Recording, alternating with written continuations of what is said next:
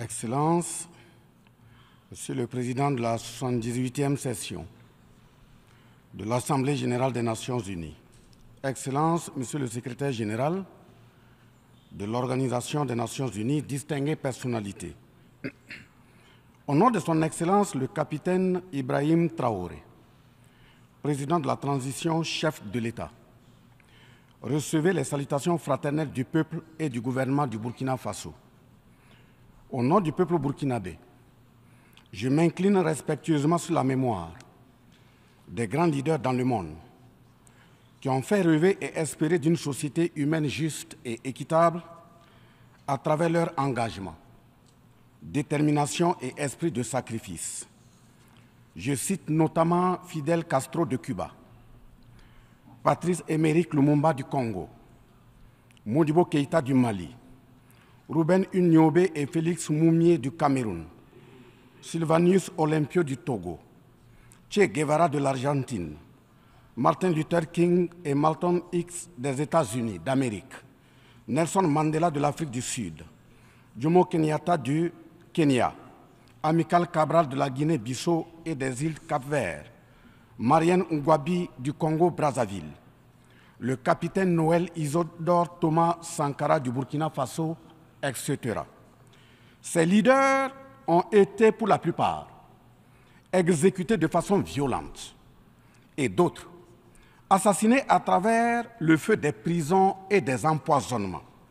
Leur seul crime a été pour chacun d'eux l'incarnation des rêves, des ambitions, de l'espoir des peuples meurtris, violés, violentés et pillés. Monsieur le Président, ma présence à cette tribune honorable des Nations unies, au nom du Burkina Faso, pays des hommes intègres, n'est pas pour ériger des murs de lamentation. Je ne suis non plus pas là pour vous livrer un discours de convenance, mais j'ai été plutôt mandaté en sacrifice pour vous dire que le mensonge d'État, l'hypocrisie diplomatique, la boulimie du pouvoir, la recherche effrénée du gain, l'esprit démoniaque de domination et d'exploitation de l'homme par l'homme sont les vraies plaies qui gangrènent notre vivre ensemble et font courir toute la société à sa perte, y compris donc notre organisation, l'ONU.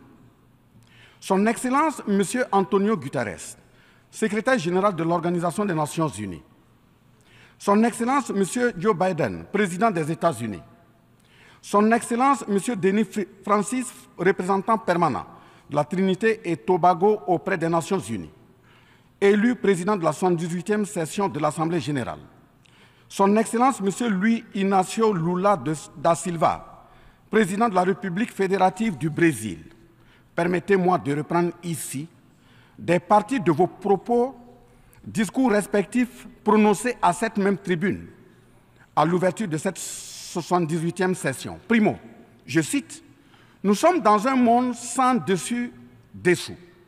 Des cadavres jonchent les plages où des milliardaires se prélassent. » Pour la deuxième personnalité, je cite, « Nous sommes à la croisée des chemins. Nous avons une cause commune, à savoir léguer à nos enfants un monde avec un bon climat social. » Fin de citation. Pour la troisième personnalité, je cite, « Malgré les difficultés, nous pouvons nous en sortir. Ce ne sont pas les capacités qui manquent, mais la volonté politique. Sinon, nous pouvons apporter le progrès et la paix pour tous. » Fin de citation. Pour la quatrième personnalité, je cite, « Il y a dissonance entre les discours et les pratiques, les faits. Le Conseil de sécurité de l'ONU est paralysé. L'ONU doit assumer ses fonctions d'un monde solidaire et équitable, conformément aux principes édictés dans la Charte. Cela suppose qu'on ait le courage de lutter contre les inégalités. » Fin de citation. La quintessence des expressions de ces quatre autres personnalités signifie clairement que les inégalités dans le monde sont voulues, sinon qu'avec un minimum de courage et de volonté politique, nous pouvons, à défaut de les éradiquer, les amenuiser à leur congrue expression. En effet, chaque année, les discours pleuvent au même titre que les promesses et engagements. Les preuves de la dissonance entre les discours et les faits sur ces questions de principe contenues dans la Charte de l'ONU dont la justice, l'égalité, la dignité, l'intégrité, le droit à l'autodétermination, la souveraineté des États, l'inviolabilité du territoire et le respect du droit international sont ce qui se passe en Libye, dans le Sahel, précisément sur le Niger, et sur la crise entre la Russie et l'Ukraine. D'abord, en Libye, suite à cette catastrophe diluvienne, des milliers de voix ont été fauchées, des milliers de vies donc ont été fauchées, pour badigeonner nos consciences de tranquillité transparente. Chaque nation se précipite pour présenter sa compassion, sa solidarité. C'est certes pour donner l'impression que nous vivons en société et que nous défendons des valeurs. L'honnêteté intellectuelle le recommande et l'histoire des consciences nous reflète que nous devons présenter nos sincères excuses au peuple libyen pour avoir été, collectivement et individuellement, par passivité condamnable ou par complicité active et inacceptable, aux côtés des bourreaux qui ont été la première catastrophe anthropique en Libye. C'est cette catastrophe qui a mis la Libye à genoux en la saccageant et tuant son guide avant que les eaux de déluge ne viennent l'endeuiller davantage. Et malheureusement, à la tête de cette catastrophe humaine était l'ONU sous la résolution 1970. Et le silence coupable voit la complicité de la CEDEAO et de l'Union africaine. Cette macabre intervention, avec la France de Nicolas Sarkozy en tête, a liquidé le guide libyen, le colonel Muammar Kadhafi, le 20 octobre 2011. Si les condoléances au peuple libyen avaient un minimum de bon sens et sans hypocrisie, cette diplomatie macabre n'aurait jamais lieu autour du cas du Niger pour y créer une Libye bis. Ensuite, pour preuve que les relations internationales sont teintées d'une haute hypocrisie diplomatique, dénudées de conscience, de morale, de dignité, d'intégrité, de justice, donc de paix, ce sont encore les mêmes gesticulations dans un aliment scandaleusement mortifère qui s'agitent comme des fauves autour de leur proie blessée pour la dévorer. Aujourd'hui, nous avons fait le constat malheureux que, contrairement au discours de profession de bonne foi prononcé à cette tribune de l'ONU, invitant au respect de la Charte de l'ONU et du droit international, les dirigeants représentant le peuple frère du Niger ont été pratiquement interdits d'accès au siège des Nations Unies. Le Burkina Faso condamne fermement cette manœuvre sordide qui relève de pratiques moyenâgeuses. Cela ne peut évidemment se faire que par des esprits en perte de valeurs essentielles pour toute vie harmonieuse en société. De ce fait, nous renchérissons pour dire que l'ONU ne doit en aucun cas être un instrument dans les mains d'un quelconque pays.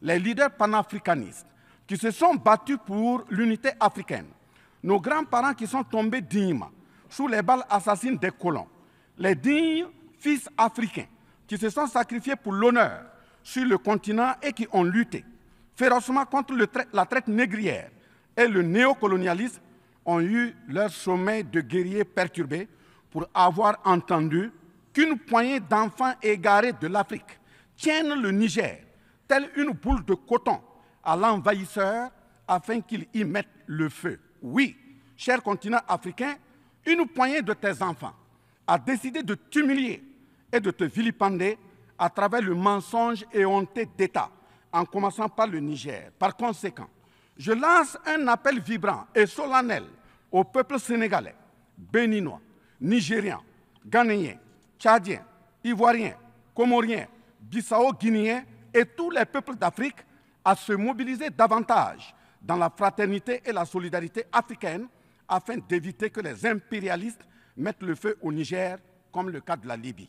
Monsieur le Président, Monsieur le Secrétaire général, distingué personnalité, j'insiste à cette tribune de l'ONU et devant le monde entier que la CEDEAO, l'Union africaine et l'ONU doivent impérativement se muer en des organisations véritables des peuples en lieu et place de structures d'une minorité de chefs d'État. Elles ne doivent pas être utilisées et instrumentalisées pour déstabiliser des pays frères en assassinant leurs leaders. Ce n'est qu'à ce prix que la charte de l'ONU et le droit international auront un sens. Enfin, parlant de la charte de l'ONU et du droit international, un conflit entre la Russie et l'Ukraine est entretenu et voulu par certaines puissances. Ainsi, plusieurs pays occidentaux, notamment les États-Unis et l'Union européenne, y ont déversé toutes sortes de soutien, notamment militaire. Les populations civiles ukrainiennes, engagées comme volontaires, dont certains pilotent même des chars, sont félicités et traités de patriotes. Le Mali, le Niger et le Burkina Faso font face à une guerre qui leur a été imposée par l'impérialisme sous le couvert de terroristes de tout acabit, sémant terreur et désolation.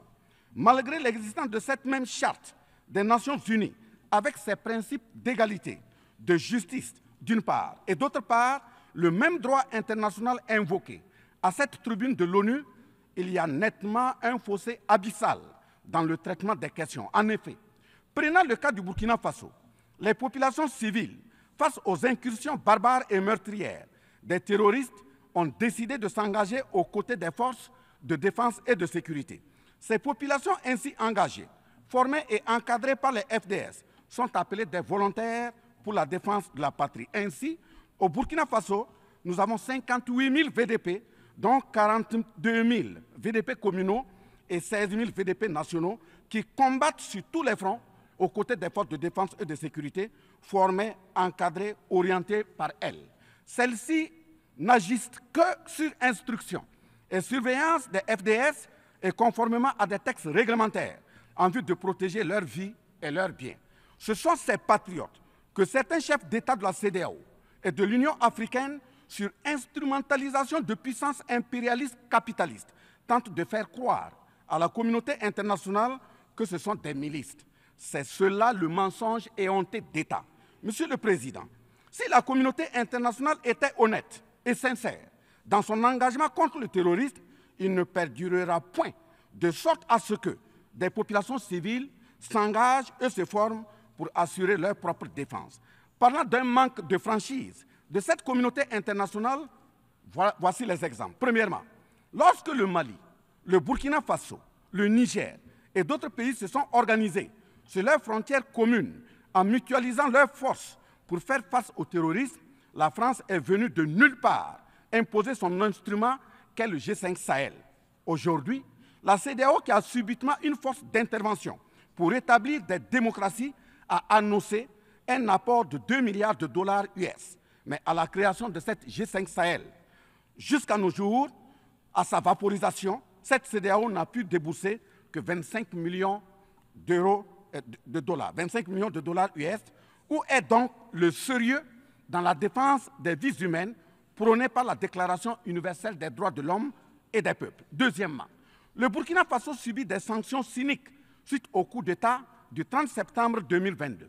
Cette nébuleuse dite communauté internationale, sous l'impulsion de la France qui est passée par ses valets locaux en Afrique, a tenté d'abord de faire nommer un Premier ministre au Burkina Faso en vain. Ensuite, ils sont passés à l'imposition de ministres dans des postes stratégiques au sein du gouvernement burkinabé en vain. Et enfin, ils ont négocié le maintien des relations afin que le capitaine Ibrahim Traoré mette en œuvre tout ce qu'ils décideront, condition sine qua non d'une durée à souhait au pouvoir. L'ayant aussi refusé, au nom de l'intérêt supérieur de son peuple, une avalanche de mesures répressives, de menaces, de tentatives de coup d'État, manœuvres immorales sont en élaboration dans des laboratoires criminels. Et malheureusement, toutes ces manœuvres et missions macabres sont pilotées en marionnettes téléguidées par des personnages de couloir présidentiel africains. C'est ainsi que même cette fameuse initiative d'Accra, sans le Mali, n'a pas fait long feu. Troisièmement, en plus des coupures d'aide, d'annulation de conventions de formation de nos forces de défense et de sécurité, nous assistons au blocage de notre matériel militaire, commandé avec la sueur de nos compatriotes, toujours sous l'impulsion de la France.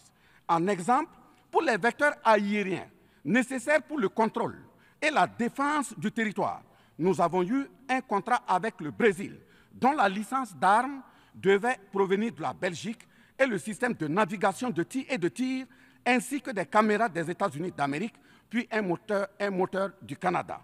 Ces moyens sont aujourd'hui fallacieusement et cyniquement bloqués. Vous parlez de défense des droits humains à cette tribune de l'ONU. Je vous invite donc à nous livrer incessamment nos armes pour la défense et la protection de nos populations meurtries. En tout état de cause, vous êtes solennellement saisis. Et si rien n'est fait, l'histoire vous tiendra responsable de non-assistance à personne en danger. Monsieur le Président, Monsieur le Secrétaire général, ce tableau peu reluisant de cette communauté internationale, caractérisée par la non-assistance à États en proie au terrorisme, l'hypocrisie internationale, la suprématie de quelques puissances au sein de l'ONU, la complicité au pillage de l'Afrique, etc., ne commande-t-il pas la traduction de cette communauté internationale devant la Cour pénale internationale? En un mot, notre sécurité sera assurée par nous-mêmes en priorité et non par quelqu'un d'autre. Sur la question de la présence de Wagner au Burkina Faso, chantée par une certaine presse téléguidée depuis l'Élysée, je répondrai ceci. Oui, Monsieur le Président, c'est nous les Wagner du Burkina Faso. Oui, ces braves forces de défense et de sécurité et volontaires pour la défense de la patrie sont les Wagner du Burkina Faso. Par conséquent, du haut de cette tribune de l'ONU, je magnifie le sacrifice de tout patriote au nom de l'intérêt national. Je salue vivement la mémoire de tous ceux qui sont tombés les armes à la main et magnifie le courage et l'intégrité de ceux qui sont toujours en vie et foncent inexorablement et de façon sacrificielle vers la victoire de notre peuple et la sauvegarde de notre patrie. Au lieu de nous aider à arrêter cette saignée humaine, ce sont des accusations fallacieuses, des mensonges éhontés d'État, englobés dans une diplomatie d'hypocrisie et des menaces voilées pour nous indiquer des partenaires à fréquenter et des conduites à tenir. Nous disons non. Au nom de la même charte des Nations Unies et du droit international que vous évoquez tous et toutes ici à cette tribune, les peuples africains en général et sahéliens en particulier sont résolument engagés à assumer absolument et pleinement leur émancipation totale pour un progrès social véritable. Ainsi, le Burkina Faso liera de façon souveraine ses partenariats avec qui il veut et achètera ses moyens de défense avec qui il veut. Qu'un pays s'appelle Russie, Iran, Turquie, Azerbaïdjan, Cuba, Nicaragua, Corée du Nord, le Burkina Faso y achètera et y vendra librement ses produits sans intermédiaire, encore moins une autorisation de qui que ce soit. Et cela advienne que pourra. Monsieur le Président, Monsieur le Secrétaire général, parlant toujours d'hypocrisie et de mensonges d'État, dans cette question de lutte contre le terrorisme, en général et dans le Sahel en particulier, voici d'autres faits que vous n'ignorez certainement pas et j'en suis certain. Primo, dans le Sahel, nous avons près d'une dizaine de milliers de soldats d'armées étrangères, composés en majorité de soldats français, mais également des soldats américains, allemands, italiens, etc., avec des armes, des matériels volants et de surveillance des plus sophistiqués au monde. Et malgré tout, personne ne voit des colonnes de centaines de terroristes se déplacer pour aller servir la désolation et la mort, souvent avec des armes inimaginables. Au Mali, au Niger et au Burkina Faso, il n'y a ni usine de fabrique d'armes, ni de munitions. Qui recrute donc ces terroristes? Qui les entraîne? Qui les dote en permanence? Qui les nourrit et avec quels moyens? Croyez-vous à cette philanthropie au nom de laquelle des Occidentaux vont envoyer leurs militaires au Sahel mourir pour des beaux yeux des Sahéliens? Si oui, qu'est-ce qui justifie les énervements et autres gesticulations puériles et diplomatiques dès qu'on dit à la France de déguerpir militairement? La vraie raison, ce sont les ressources du sous-sol au Sahel. En effet, l'Assemblée nationale française a voté la loi numéro 057-7-27 du 10 janvier 1957, parue dans le journal officiel de la République française du 12 janvier 1957, portant création de l'Organisation commune des régions sahariennes, OCRS, qui regroupe des parties du Mali, du Burkina Faso, du Niger, de la Mauritanie, de l'Algérie, etc. Cette zone n'a jusque-là pas d'égal dans le monde en termes de richesse de sous-sol. À titre d'exemple, la nappe phréatique la plus importante va de la Mauritanie à la Somalie, en passant par le Mali, l'Algérie, la Libye, le Niger, etc. Le journal Le Monde du 23 juillet 1957 avançait le chiffre de 6 à 7 millions de tonnes de pétrole comme production potentielle annuelle du Sahara. En plus de ces ressources naturelles, nous avons l'uranium, l'or, le cobalt, le zinc, le diamant, le lithium, le cuivre, etc. Si vous, les Occidentaux, vous aimez tant les Sahéliens pour y amener vos militaires, mourir au nom de la démocratie, de la liberté, des droits humains et de la paix, pourquoi tout le continent africain, qui compte 1,3 milliard d'habitants, dont le deuxième continent le plus peuplé, avec 30 415 873 km² et 54 États, n'a aucun siège permanent au sein du Conseil de sécurité avec un droit de veto. N'est-ce pas là, au-delà d'un crime d'État, un crime onusien?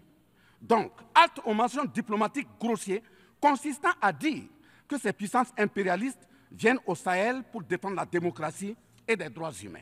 Parlant de droits humains, je vous rappelle que la première charte au monde sur cette question de droits humains de l'homme est bien celle de Kouroukan Fougan de 1236 au Mandé actuel Mali.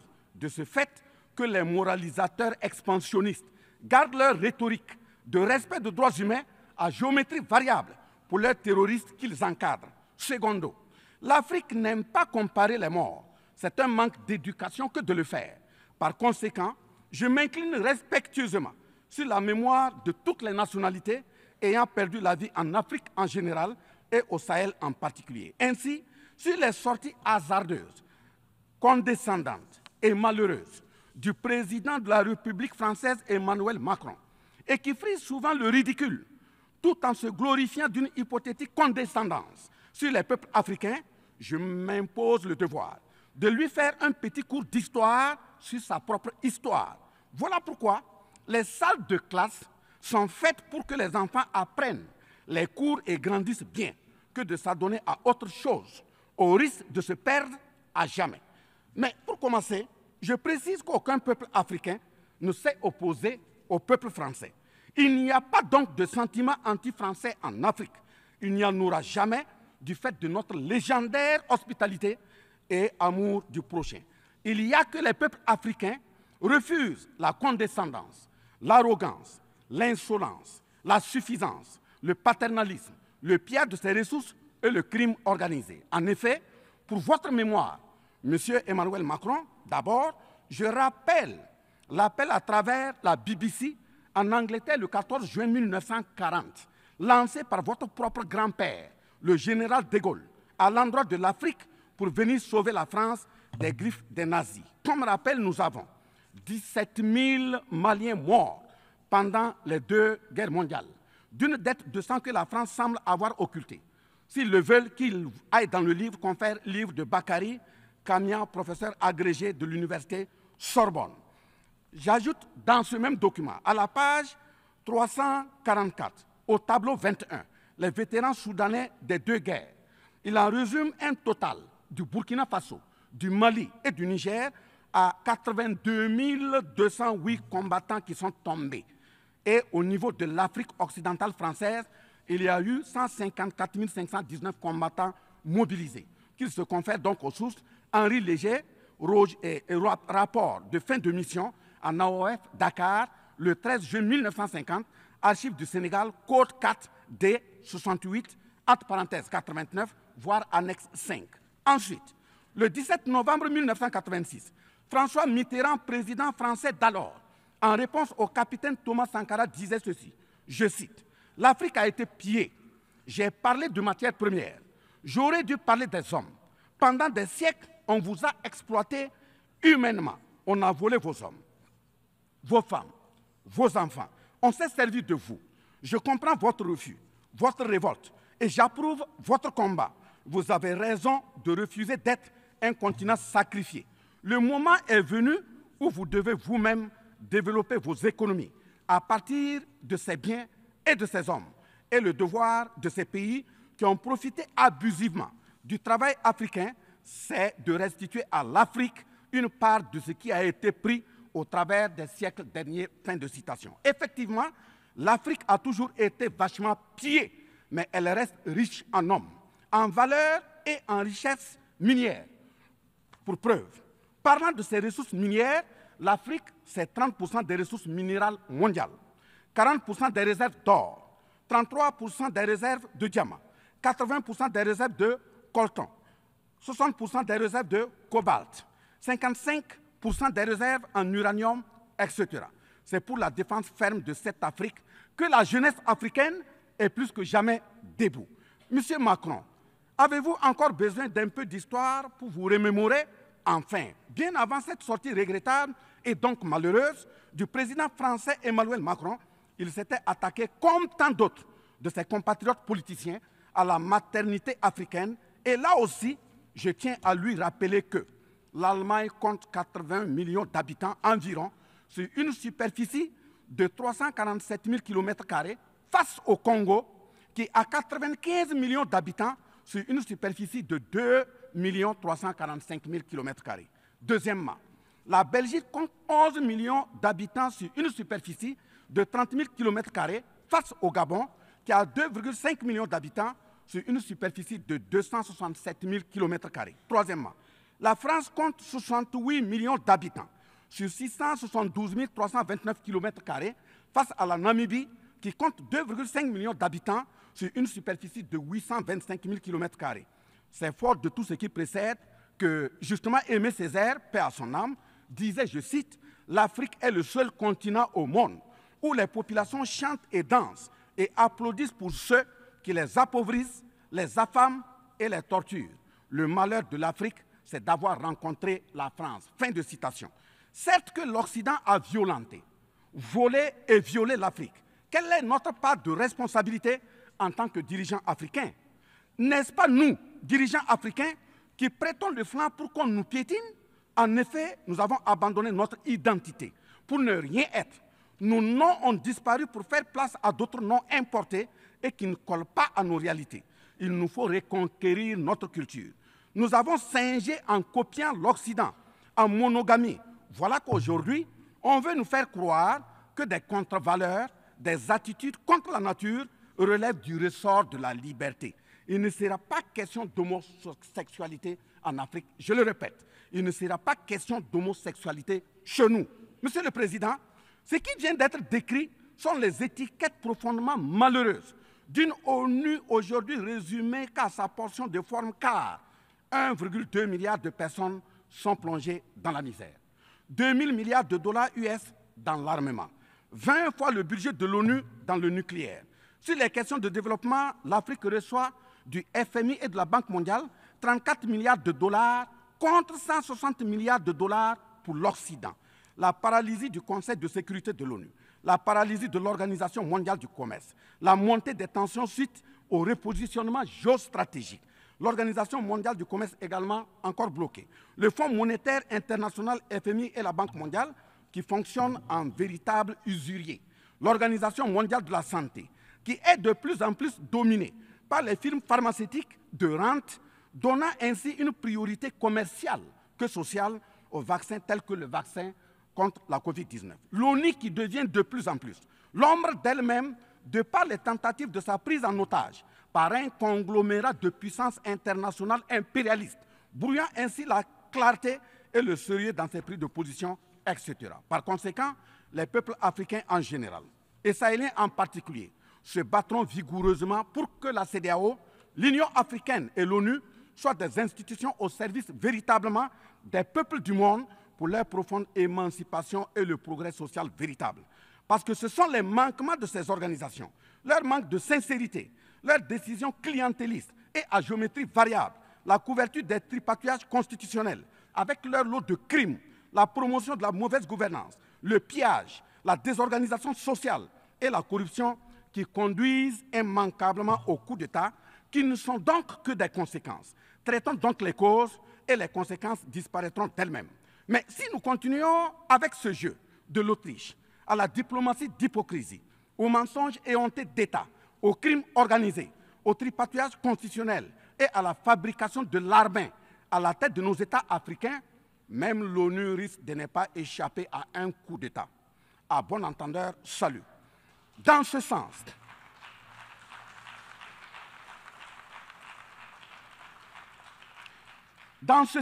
et afin de prendre leur destin en main, le Mali, le Niger et le Burkina Faso ont signé l'Alliance des États du Sahel en abrégé AES.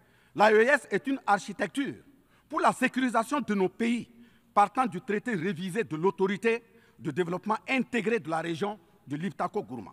Prenant en compte la situation sécuritaire et surtout le manque de franchise dans le partenariat, il s'agit de compter sur nos propres ressources en recherchant la mutualisation de nos moyens et à œuvrer à faire disparaître les discontinuités dans les espaces de manœuvre opérationnels. Monsieur le Président, je vous signifie avec force et fermeté, dans une haute et intelligible voix que, primo, nous, peuple africain, sommes foncièrement démocrates. Pour preuve, notre attachement à la dignité humaine transcende la démocratie. Ce que nous refusons, c'est moins donc la démocratie que le piège de la démocratie qui nous est tendu. Ainsi, la démocratie électoraliste s'est avérée un moyen de contrôle de nos États à travers le jeu de chaises musicales de dirigeants très souvent imposteurs, corrompus, voleurs, violeurs de constitution, car étrangers au seul intérêt de nos États africains qui vaillent. Secondo, nous, Africains, sommes-nous aujourd'hui reconnus dans notre dignité d'homme, au sens de « un homme égal à un homme » La réponse assurément est non, au-delà des convenances circonstanciées, pour nous endormir et mieux nous asservir. Triste pour le continent noir, reconnu scientifiquement comme berceau de l'humanité, mais dans la réalité humilié, placé sous contrôle dominé. Des indépendances factices aux guerres fratricides, de la démocratie électoraliste aux aides biaisées, des guerres de rapine au terrorisme malicieusement fabriquées, entretenues et injectées dans nos contrées africaines, notamment au Mali, au Burkina Faso et au Niger. Il y a une seule constante, nous dominer, maintenir le pied sur notre cou, tel le cas de notre malheureux frère George Floyd aux États-Unis, ici même. Est-ce cela la démocratie? Et il se trouve des partisans de cette conception étriquée de la liberté pour justifier intellectuellement l'asservissement et la barbarie contre nos peuples en lutte pour leur dignité et leur souveraineté au nom d'un principe paradoxal de liberté qui, in fine, assassine la liberté. Oh liberté, quel crime n'a-t-on pas commis en ton nom? C'est pourquoi nous décidons désormais de dire non. Non à tous ces amis qui veulent du bien au point de nous menacer de guerre pour imposer leur amitié. Nous adapterons notre démocratie tant brandie et chantée par des loups dans des pots de bélier afin de sécréter par nous-mêmes le leadership politique adéquat pour nos peuples en vue de leur bonheur. Oui, l'émancipation totale et le progrès social véritable pour nos peuples constituent la finalité de toute action, qu'elle soit politique, économique, socio-culturelle et ou sécuritaire. Troisièmement, les peuples africains en général, et ceux sahéliens en particulier, ont découvert des chaînes d'aliénation économique, sécuritaire, socio-culturelle matérialisées en accord secret avec la France et sont engagés à les casser pour leur émancipation véritable. Ce sont entre autres, premièrement, la dette coloniale. Nous n'allons pas fermer les yeux et la payer tout en laissant nos populations mourir de faim et de soif, et voire de maladie. Deuxièmement, la question de la monnaie dont le franc CFA, appelé franc des colonies françaises d'Afrique, n'est pas une priorité africaine. Au plan juridique, la propriété est le droit de jouir et disposer des choses de la manière la plus absolue. Confère article 544 du Code civil français chez eux-mêmes. Un brevet est donc détenu par la France sur le franc CFA. Elle est par conséquent propriétaire du franc CFA et elle la loue aux États francophones africains. Ce qui est marrant en plus est que le biais produit par la France pour l'Afrique de l'Ouest diffère de ceux de l'Afrique centrale en valeur monétaire sous la même appellation franc CFA. Le seul document reconnaissant le franc CFA est le décret numéro 45-0136 du 26 décembre 1945, dont les signataires furent Charles de Gaulle, président du gouvernement provisoire, René Pleven, ministre des Finances, et Jacques Soustel, ministre des Colonies. Quatrièmement, la priorité aux intérêts aux entreprises françaises dans les marchés publics et appels d'offres publics, c'est terminé.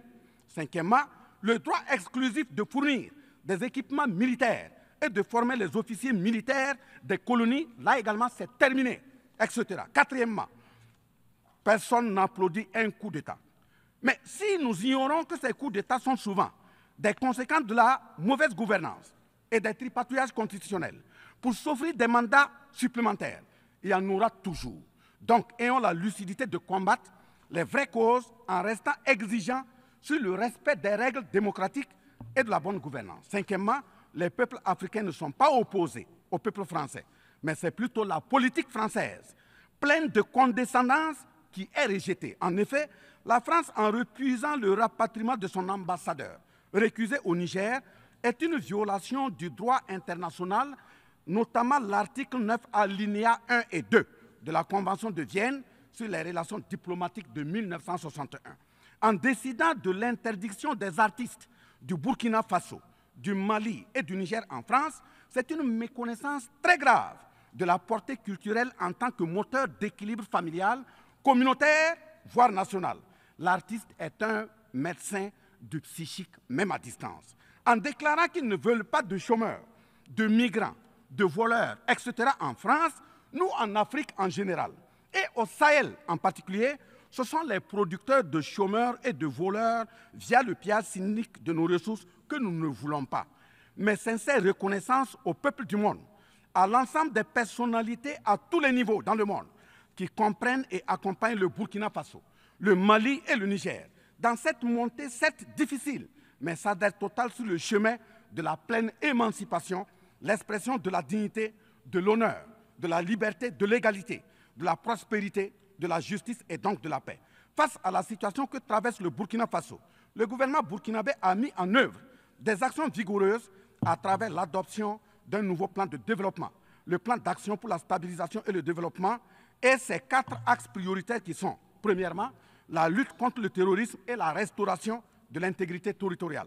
Deuxièmement, la réponse à la crise humanitaire. Troisièmement, la réponse de l'État à l'amélioration de la gouvernance. Et pour terminer, le dernier élément, la réconciliation nationale et la cohésion sociale. Ces efforts visent à offrir à la population burkinabé de meilleures conditions de vie, tout en saluant l'ensemble des partenaires à travers le monde qui nous accompagnent. Nous invitons vivement ceux qui sont toujours dans le doute ou tétanisés par des rapports au contenu faux qu'ils sont les bienvenus au Burkina Faso, à condition que le partenariat cadre avec la vision de la transition résumée dans ces 4 axes. Vive l'ONU, vive la 78e session, vive les peuples en lutte, vive la solidarité entre les peuples, vive l'Afrique libre, vive l'Alliance des États du Sahel, vive le Burkina Faso, la patrie ou la mort, nous vaincrons. Je vous remercie.